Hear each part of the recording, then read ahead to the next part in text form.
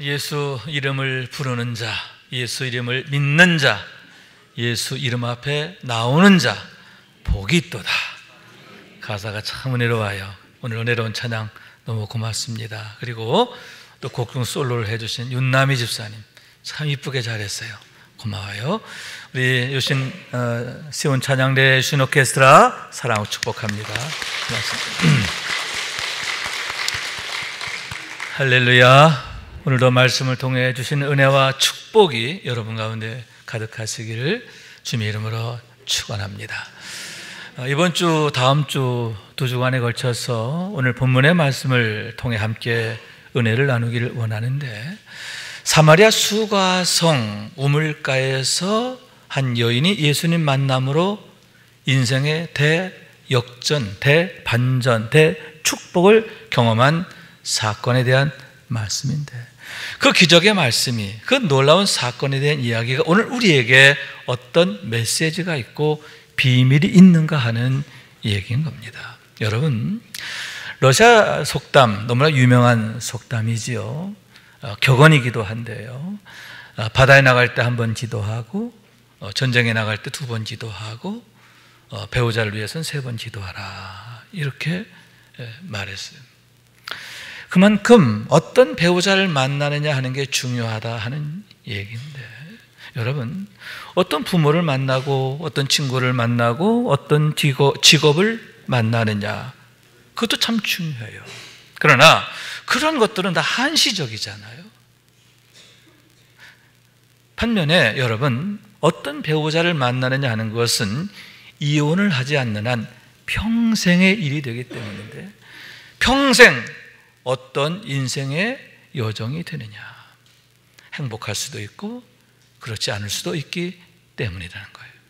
누구와 함께하는 인생이냐에 따라서 최고의 축복이 될 수도 있고 어쩌면 정반대가 될 수도 있기 때문에, 특히 배우자를 위해서 3번 기도하라 이렇게 격언하고 있음을 보게 되는 겁니다.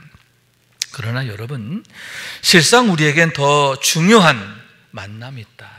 정말 더 기도하고 기도해야 할 일이 있는데, 그게 뭐냐? 예수 그리스도와의 만남이라는 거예요. 예수를 만나되 제대로 만나야 되고, 깊이 만나야 되고, 온전히 만나야 되는 거예요. 왜냐하면 예수님과의 만남은 현세에 그치는 게 아니라 영원에 이르는 문제이기 때문인데, 영생이냐 영멸이냐, 영원히 하나님의 은총 안에서의 존귀한 삶이냐, 아니면 하나님의 진노를 내 머리 위에 쌓는 삶이냐 하는 문제를 결정하는 이유가 되기 때문이다 라고 하는 말씀인 거예요. 그렇기 때문에 여러분, 예수님은 만나도 되고 안 만나도 되는 게 아니라 꼭 만나야 하고 제대로 만나야 하는데, 우리 인생에서 그것보다 더 우선하고 중요한 일이 없다라고 하는 말씀인 거예요. 그런 의미에서 오늘 우리가 함께 읽은 본문의 말씀은 그런 만남을 통해서 위대한 인생 역전을 이룬 한 여인에 대한 이야기임을 보게 되는데, 최악의 인생이 최상의 인상으로 바뀌게 된 기적과 같은 놀라운 일이다라고 하는 말씀인 거예요. 우선 3절과 4절의 말씀인데, 유대를 떠나서 다시 갈릴리로 가실새 사마리아를 통과하여야 하겠는지라 이렇게 말씀하고 있는데, 예수님께서 유대를 떠나 갈릴리로 가실 때에 의도적으로 사마리아로 지나가시게 되었다라고 하는 말씀인 거예요.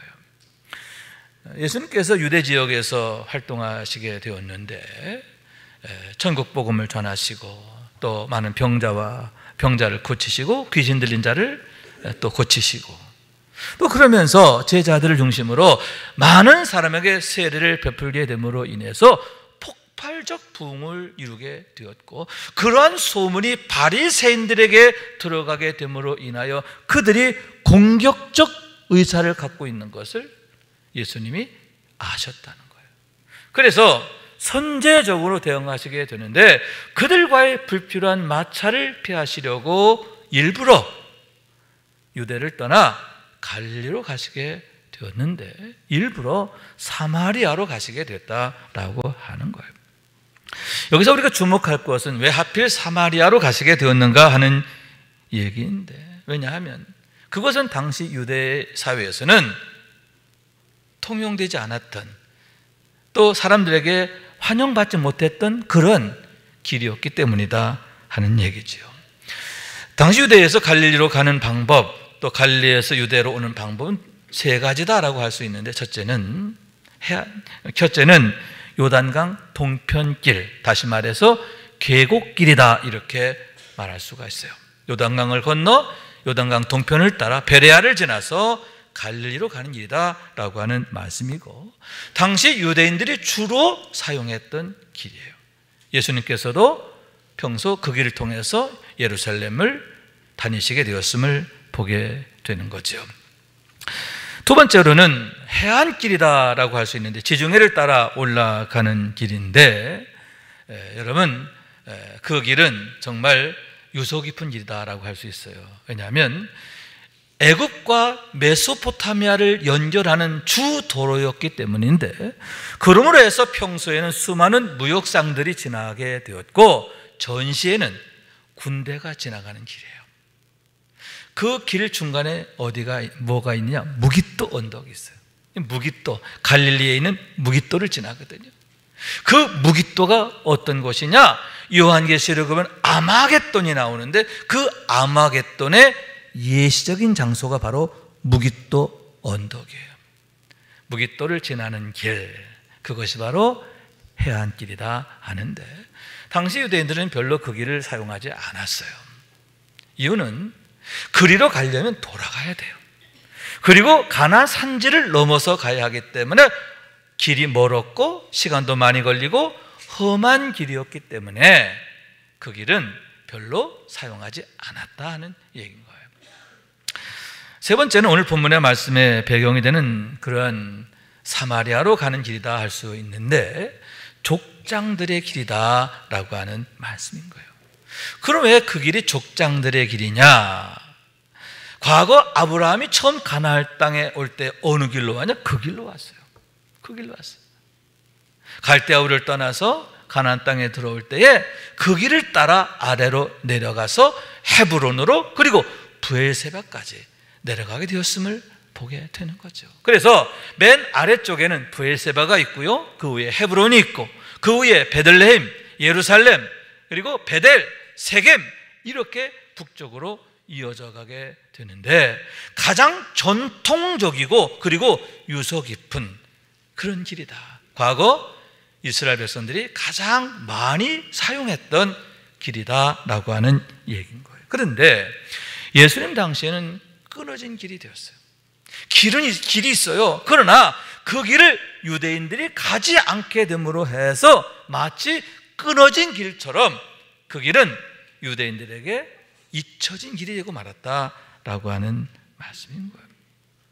왜냐하면 당시 유대인들이 그 지역 한가운데, 그 길 한가운데 있는 사마리아 사람들을 미워했기 때문인데, 그 길은 사마리아로 지나가는 길이에요. 그 길을 사람들이 멀리하게 된 이유가 뭐냐? 사마리아 사람들을 싫어했어요. 그리고 그들을 멸시하고 그들과 접촉하는 것 자체를 거부했어요. 심지어 어떤 사람은 그 땅에 흙을 밟는 것조차 싫어할 정도로 사마리아를 멀리하게 되었기 때문이다 라고 하는 얘기인 거죠. 이유는 뭐냐? 주전 722년 북왕국 이스라엘이 아수르에 의해 멸망하게 된 것과 연관이 있는데, 아수르가 북왕국 이스라엘을 멸하고 북왕국 이스라엘의 수도였던 사마리아를 완전히 초토화시켜요. 어떻게 하느냐? 그 성에 살고 있던 이스라엘 백성들을 전원 뽑아내가지고 강제 이주시켜서 세계 각 나라로 흩어버렸고, 그곳에는 주변의 다른 민족들이 이주해 와서 살도록 그런 정책을 행하게 되었기 때문이라는 거예요. 뿐만 아니라 여러분, 강제 혼인을 시켰어요. 같은 민족끼리만 아니라 타민족 간의 혼인을 강제하게 되었고, 그로 인해서 인종의 혼합, 문화의 혼합, 관습의 혼합, 그리고 종교의 혼합이 이루어지게 됐다. 사마리아는 어떤 곳이냐? 한마디로 말해서 혼합으로 이루어진 온갖 모든 것들이 정말 다 혼합되어 있는, 그래서 영적으로도 가장 음란하고 더러운 귀신들이 아주 그냥 득달같이 붙어있는, 덕지덕지 붙어있는 그런 성읍으로 전락하게 되었다라고 하는 얘기인 거죠. 반면에 여러분, 주전 537년에 고레스 왕의 칙령에 의해서 유다 백성들이 예루살렘으로 돌아오지요. 돌아와서 가장 먼저 한 일은 성전 건축한 일이고요. 제2차 귀환, 에스라가 중심되어 제2차 귀환이 이루어지는데, 그를 중심으로 해서 종교개혁 운동이 일어나게 됩니다. 그러면서 우리는 오직 하나님만을 섬기겠습니다, 그리고 하나님의 말씀만을 따라 살겠다 작정하게 되는데, 여러분, 그런 그들의 눈에 사마리아가 어떻게 보였을까? 사마리아는 어떤 곳인가? 정말 저주받을 땅, 하나님의 진노를 받을 땅, 내가 절대로 가까이에서는 안 될 땅, 그죠? 그런 땅, 그런 백성으로 인식되었고, 그래서 그때부터 사마리아를 멸시하고 배척하게 되었고, 사마리아를 통해 지나가는 그 길이 끊어진 길이 되었다라고 하는 말씀인 거예요. 그런데 여러분, 예수님께서 일부러 그 길로 가시게 되었다는 거예요. 의도적으로 그 길을 택하셨다 하는 얘기예요. 더구나 여러분, 당시 예수님은 유대 지역에서 활동하셨는데, 그리로 가려면 일부러 가나안 산지로 올라가야 되고 돌아가야 되고 어려운 길이에요. 시간도 많이 걸려요. 힘든 길이에요. 그런데도 불구하고 의도적으로 그 길로 행하시게 되었고, 어쩌면 그로 인해서 제자들까지도 퉁퉁거리지 않았을까, 이렇게 생각하게 되는 거죠. 그러나 여러분, 항상 우리 주님께서 하시는 일에는 이유가 있고, 아멘, 뿐만 아니라 선하신 것을 믿으시기 바랍니다. 선하신 목적이 계시다는 거예요. 하나님의 선하신 뜻이 계시고 그 뜻을 이루시기 위함인데, 그게 뭐냐? 이른 양 한 마리를 찾으시기 위한 열심이라고 하는 사실인 거예요.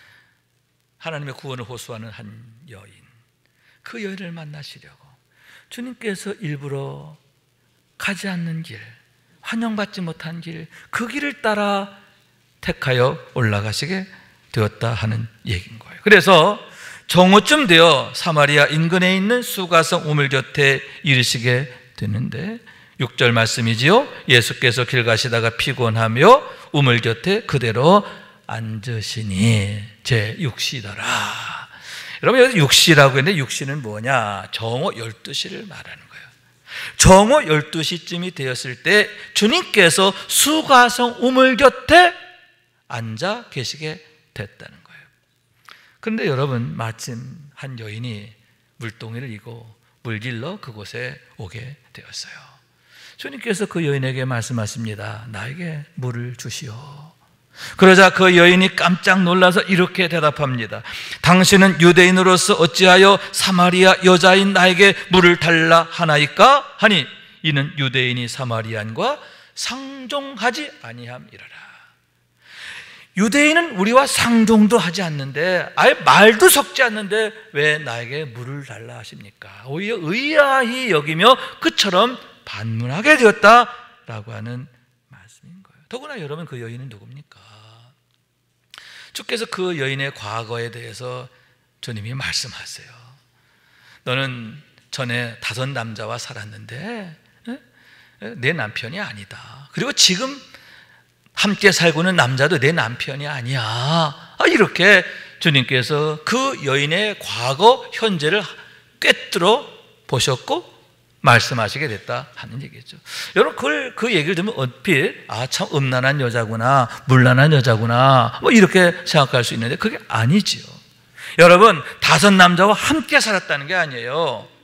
과거 한 남자 살다가 버림당하고 또 버림당하고 또 버림당하고 또 버림당하고, 지금 함께 살고 있는 남자로부터도 언제 버림을 당할지 몰라. 그런 면에서 너무나 불쌍하고 비참한 인생, 한마디로 말해서 버려지는 인생, 얼마나 기구합니까? 그 여인의 그 기구한 그런 운명, 그 삶을 주님께서 너무나 안타까워하시는 그런 마음이 있었음을 보게 되는 거예요.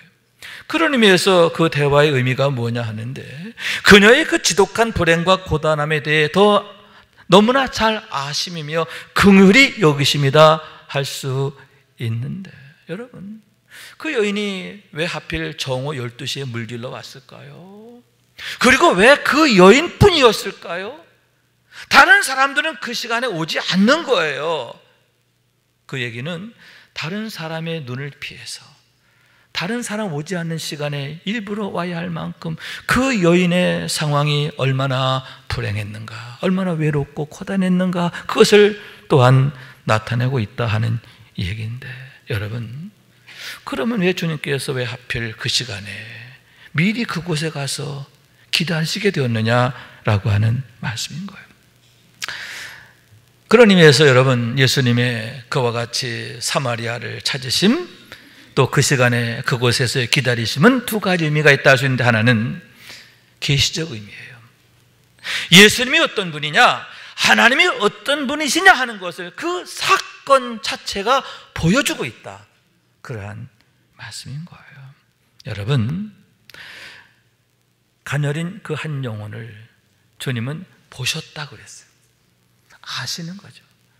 여러분, 함께 사는 그 이웃에 있는 이웃들도 그 여인에 대해 몰라요. 그 여인이 얼마나 외롭고 고단하고 늘 마음에 그런 참담함을 갖고 사는가, 얼마나 많은 눈물의 시간을 보내는가 몰라요. 그러나 주님은 아셨다는 거예요. 우리 하나님은 아신다는 거예요. 여러분, 이처럼 우리 하나님은 우리의 연약함, 우리의 답답함, 우리의 슬픔, 이 모든 것을 보시고 아시는 것을 믿으시기 바랍니다. 특히 이처럼 가녀린 영혼에 대해서 우리 주님께서 얼마나 긍휼히 여기시는가, 얼마나 안타까워하시는가, 하나님의 그 선하심과 자비하심을 여기에서 나타내 보이고 있다라고 하는 말씀인 거예요. 왜냐하면 여러분, 신명기 10장 18절의 말씀인데, 고아와 과부를 위하여 신원하시며 나그네를 사랑하사 그에게 식물과 의복을 주신다, 이렇게 말씀하고 있는데요. 여러분, 하나님은 어떤 분이냐, 고아와 과부를 위하여 신원하신다는 거예요. 신원한다는 말은 억울함을 풀어주신다, 억울함을 갚아주신다, 그런 뜻을 갖고 있는데, 시편 68편 5절, 그 거룩한 처소에 계신 하나님은 고아의 아버지시며 과부의 재판장이십니다. 고아의 아버지가 되어주시고 과부의 재판장이 되어주시는 하나님이시기 때문이다 라고 하는 얘기인 거예요. 그렇기 때문에 여러분, 하나님의 경고의 말씀이지요. 너는 과부나 고아를 해롭게 하지 말라. 사도 야고보는 이렇게 말합니다. 하나님 아버지 앞에서 정결하고 더러움이 없는 경건은 곧 고아와 과부를 그 환난 중에 돌아보고 또 자기를 지켜 세속에 물들지 아니하는 이것이니라. 참된 경건이 뭐냐, 고아와 과부를 돌보는 것이다 라고 이렇게 말씀하고 있는데, 왜 예수님께서 하필 사마리아로 가시게 되었고 또 하필 그 시간에 수가성 우물 곁에 미리 가 계시게 되었느냐? 여기에 하나님의 마음이, 하나님의 선하심이, 하나님의 긍휼하심이 나타나 있다라고 하는 말씀인데, 가장 작은 자의 외침까지도 보시고 들으시고 외면치 않으시는 우리 하나님이신 것을 믿으시기 바랍니다. 여러분, 그렇습니다. 우리 하나님은 우리의 외침 들으세요. 우리의 답답함, 가장 가까이 있는 사람은 몰라주어도 주님은 알아주십니다. 여러분, 우리를 아시는 주님, 보시는 주님, 사랑하시는 주님, 우리가 늘 그런 하나님의 사랑 안에 있음을 기억해야 할 줄로 믿습니다. 또한 여러분, 예시적 의미를 갖고 있다 이렇게 말씀드릴 수 있는데, 예시적이다, 본을 보이시기 위함이다 라고 하는 말씀인 거예요. 왜 예수님께서 의도적으로 사마리아로 가셨고 또 그 시간에 수가성 곁에 가서 기다리셨느냐? 장차 제자들이 해야 할 일을 예수님께서 몸소 본을 보이신 거다. 몸으로 보이시고 행실로 보이시고 실천으로 보이시고, 할렐루야. 여러분, 예수님께서 왜 이 땅에 오셨지요? 만인을 구원하기 위해서잖아요. 모든 나라와 민족을 구원하시기 위함이라는 거예요. 그래서 첫 번 크리스마스 때에도 천사가 노래하기를 내가 온 백성에게 미칠 큰 기쁨의 좋은 소식을 너에게 전하노라, 이렇게 말씀하고 있는 거예요. 유대인만이 아니에요. 목자들만이 아니에요. 온 세상에 미칠, 온 세상 모든 사람들을 구원하시기 위한 하나님의 그 은혜라는 거죠. 모든 사람. 그래서 주님의 마지막 명령 역시 오직 성령이 임하시면 너희가 권능을 받고 예루살렘과 온 유대와 사마리아와 땅 끝까지 이르러 내 증인이 되리라. 여러분, 장차 제자들이 해야 할 일이라는 거예요. 제자들이 가야 할 길이라는 거예요. 그것을 예수님께서 미리 본을 보시므로 너희도 앞으로 이와 같이 하라 말씀하심을 보게 된다라고 하는 말씀입니다. 그렇기 때문에 여러분, 우리가 어떻게 해야 되느냐? 주님이 가신 그 길을 따라 우리도 우리들의 사마리아를 찾아가야 되는데, 여러분, 사마리아 수가성의 그 여인처럼 준비한 영혼들을 우리가 찾아가야 하는 줄로 믿습니다. 이를 위해서는 먼저 우리가 주님의 마음을 구해야 한다 생각하게 되는데, 영혼을 사랑하는 주님의 마음이죠. 우리가 주님께 주님의 마음을 간절히 구할 때 성령님을 주시고 영혼에 대한 불붙는 마음을 우리에게 주시기 때문인 줄로 믿습니다. 능력도 주시는 줄로 믿습니다. 먼저 주님의 마음을 구하고, 또한 여러분, 주님의 말씀을 따라야 되는데 어떤 말씀이냐? 사마리아로 나가라고 하시는 주님의 사명에 대한 말씀이다 라고 하는 말씀인 거예요. 그 사명에 따라서 우리가 가야 할 사마리아로 찾아가고, 또한 그곳에서 기다리는 인내가 있어야 하는데, 그럴 때 우리를 통해 일하시는 하나님의 놀라운 기적을 우리가 만나게 되고 경험하게 될 것이다 라고 하는 말씀인 거예요. 여러분, 사도행전 8장에 보면 전도자 빌립에 대한 얘기가 있는데, 그가 사마리아로 내려가서 복음을 전함으로 놀라운 대역사를 이루게 돼요. 더러운 귀신들이 떠나고 그 성에 큰 기쁨이 있더라. 할렐루야. 사마리아가 뒤집어지는 역사가 일어납니다. 더러운 귀신들이 역사한 도시가 큰 기쁨의 도시로 바뀌는 역사가 나타나게 되었다 하는 거예요. 자, 그러던 중에 또다시 성령님이 찾아오셔서 말씀하십니다. 일어나 남쪽으로 내려가라. 그래서 즉시 일어나 순종하게 되는데, 어디까지 가느냐? 예루살렘에서 가사로 가는 길로 내려가게 되었다 하는 거예요. 가서 보니까 한 사람이 거기 있는 거예요.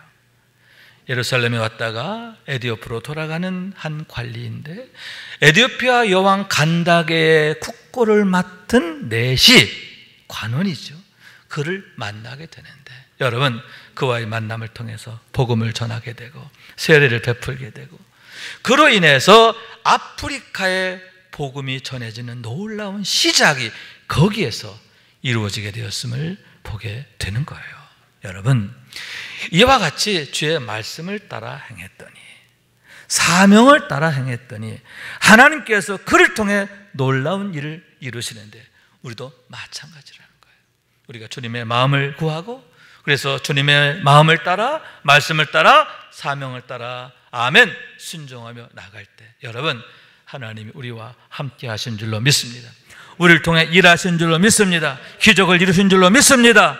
놀라운 하나님의 구원을 우리가 보게 된다라고 하는 얘기인데, 여러분, 그로 인해서 참으로 가치 있는 삶, 복 있는 삶, 정말 하나님 앞에 칭찬받는 삶이 되는 우리 모두가 될 수 있기를 주님의 이름으로 축원합니다. 그러면 여러분, 과연 무엇인가 하는데, 그와 같이 주님께서 한 여인을 찾아와 만나주심으로 인하여 놀라운 수가성 기적이 일어나게 되었다 하는 얘기인데, 그 여인이 예수님을 만남으로 인하여 완전히 달라진 삶을 시작하게 되었다라고 하는 말씀인 거예요. 최악의 삶에서 최상의 삶으로 바뀌는 놀라운 시작이다라고 하는 거예요. 28절에서 30절까지의 말씀입니다. 여자가 물동이를 버려두고 동네로 들어가서 사람들에게 이르되 내가 행한 모든 일을 내게 말한 사람을 와서 보라. 이는 그리스도가 아니냐 하니니 그들이 동네에서 나와 예수께로 나아오더라. 아멘. 그 여인이 사람들 앞에 나가서 외치는 거예요. 와서 봐라. 와서 봐라. 이는 그리스도가 아니냐? 내가 그리스도를 만났는데 당신들 와서 그리스도를 만나라. 이렇게 외치게 되었다라고 하는 말씀인 거예요. 여러분, 그 말씀과 같이 그 여인이 예수님을 만나게 되는데 어떻게 만나요? 이분이 그리스도인 걸 아는 만남. 할렐루야. 그로 인해서 나의 주님으로, 나의 그리스도로, 나의 구원자로 만나게 되고 거기에서 하나님의 놀라운 구원을 경험하게 되었다라고 하는 말씀인가요? 다시 말해서 구원이란 뭐냐? 변화됨, 그리고 변화의 기적이라고 하는 얘기인 거예요. 우선 여러분, 그녀의 삶의 우선순위가 바뀌게 되었음을 보게 돼요. 여러분, 그동안에 그의 모든 삶의 우선순위는 먹고 사는 거예요. 먹고 사는 것, 그게 삶의 전부였어요. 그리고 중심이었어요. 그런데 여러분, 이제는 먹고 사는 게 아니라 물동이를 버려두잖아요. 먹고 사는 게 먼저가 아니라 하나님이 먼저고 하나님 나라가 먼저예요. 아멘. 그의 모든 삶의 가치의 기준점이 바뀌었다는 거예요. 그의 운명이 바뀌고 인생이 바뀌고, 할렐루야, 그의 모든 것이 바뀌게 되는데, 여러분, 임마누엘의 삶으로 바뀌게 된 줄로 믿습니다. 또한 여러분, 그녀의 자기 부정의 삶에서 자기 긍정의 삶으로 바뀌게 되었음을 보게 되는데, 왜 그녀가 정오 시간, 남들이 아무도 오지 않는 시간에 우물가에 오게 되었을까? 늘 자기 모멸의 삶을 살았어요. 나는 쓸모없는 인생이야. 나는 버려진 인생이야. 나는 살아도 사는 인생이 아니야. 나는 정말 불행한 인생이야 라고 하면서 스스로에 대하여 비관하고 한탄하고 절망하는, 자기 운명을 저주하며 슬퍼하는 자기 모멸의 삶이었어요. 자기 부정의 삶이었어요. 그런데 여러분, 그러한 그녀가 어떻게 됩니까? 사람들을 향해 뛰어들어가잖아요. 사람들을 찾아가는 거예요. 찾아가서 내가 메시아를 만났다 하면서 사람들을 예수에게로 초청하게 됨을 보게 되는데, 여러분, 하나님 사랑 안에 있는 자기를 발견하게 되었기 때문인 줄로 믿습니다. 내가 버려진 인생인 줄 알았는데 아닌 거야. 하나님이 나를 보시고 나를 기억하시고 나를 찾아와 주시고 나만 만나시려고 이곳까지 오셨다는 거야. 얼마나 마음이 뜨거워요. 그랬을 때 여러분, 얼마나 그가 기뻐하게 되고 감사하게 되고 또 자기 자신에 대하여 정말 자신감을 갖게 되었을까?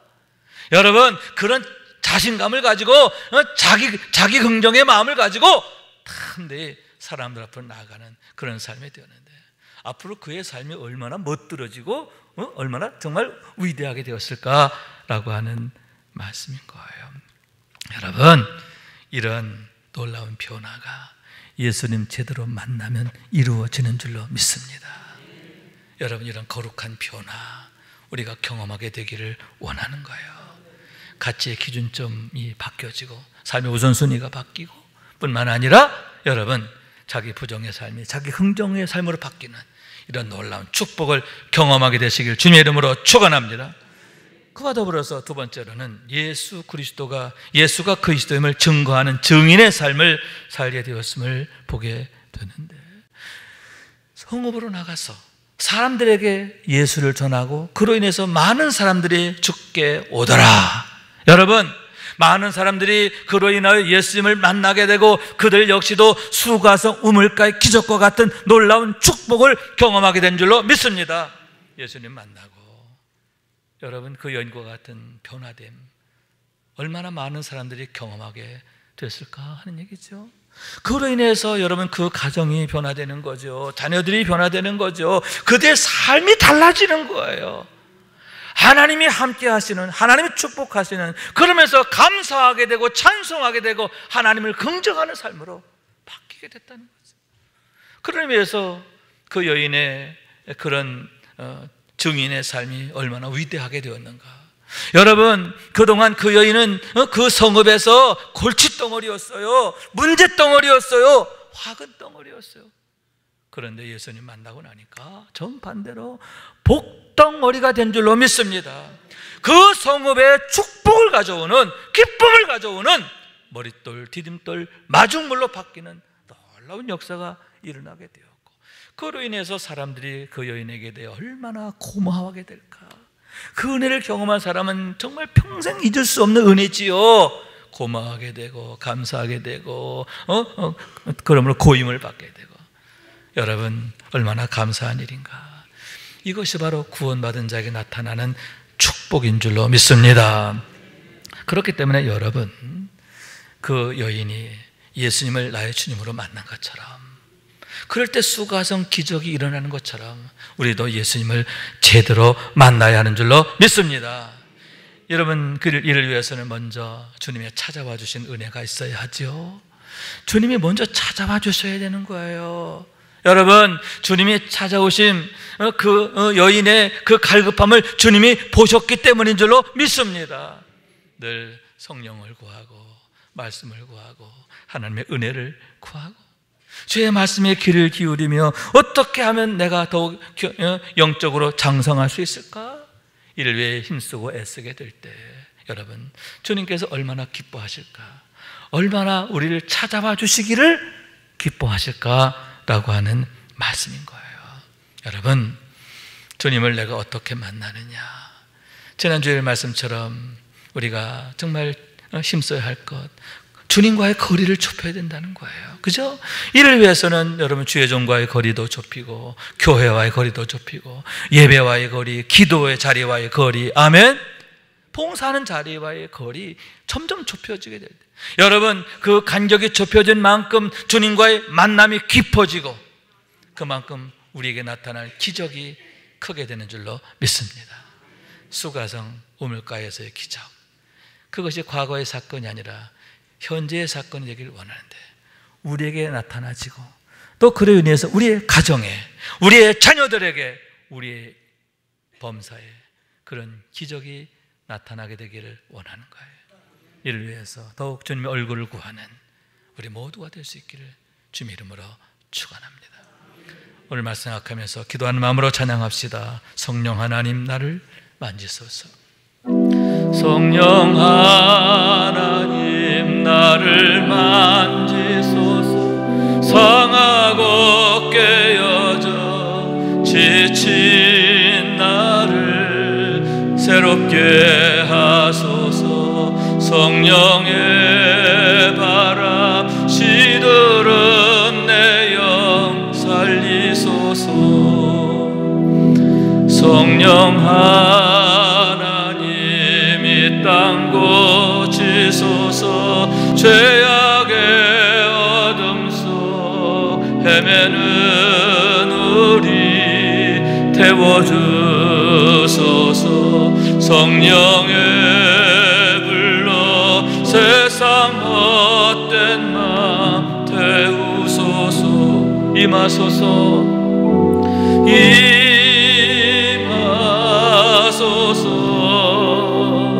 성령 하나님이시여, 지금 이곳에 임하소서. 바람처럼 불처럼 성령이여 임하소서. 다시 한번 찬양합니다. 성령 하나님, 나를 만지소서. 상하고 깨어져 지친 나를 새롭게 하소서. 성령의 바람 시들은 내 영 살리소서. 성령 하나님, 이 땅 고치소서. 죄악의 어둠 속 헤매는 우리 태워주소서.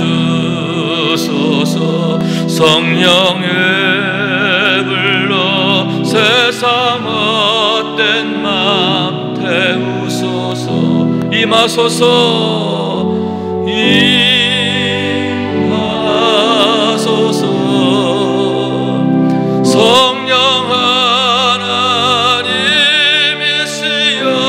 하나님이시여 지금 이곳에 임하소서.